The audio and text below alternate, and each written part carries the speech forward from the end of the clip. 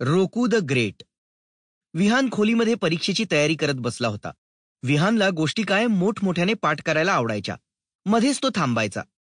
डोळे मिटूनच पुढचा भाग आठवायचा आणि पुढे बोलू लागायचा. 2000 सालानंतर तर तंत्रज्ञानाची खूप मोठी क्रांती झाली. रोबो तयार करण्याचं माणसाचं स्वप्न प्रत्यक्षात उतरेल असं वाटायला लागलं.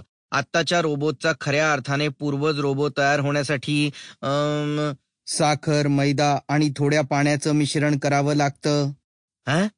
साखर, मैदा आणि विहानने डोळे उघडले.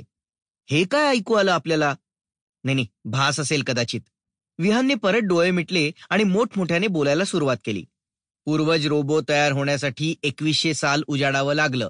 2100 सालाचं अजून एक वैशिष्ट्य म्हणजे त्यात सगळ्या भाज्या चिरून टाकायच्या, चिरताना छोटे तुकडे करायचे आणि काही नंतर सजावटीलाही वापरायचे. याने ते अजून विशेष होतं. विहानने परत डोळे उघडले.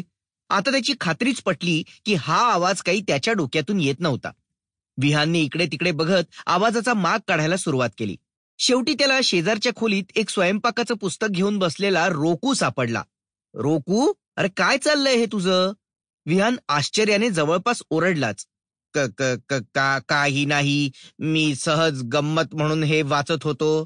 काय 100 पाककृती? आईने काय स्वयंपाक बिंपाक करायला सांगितलंय की काय तुला? नाही असं म्हणत रोकूने खाली पडलेला एक पिवळा कागद आपल्या जवळ ओढला. विहानच्या नजरेतून ते काही सुटलं नाही. हे काय आहे? कुठे काय? रोकूने कागद लपवायचा प्रयत्न केला, पण विहान रोकूपेक्षा चपळ निघाला. त्याने पटकन कागद रोकूच्या हातातून ओढून घेतला. Sample complete. Ready to continue?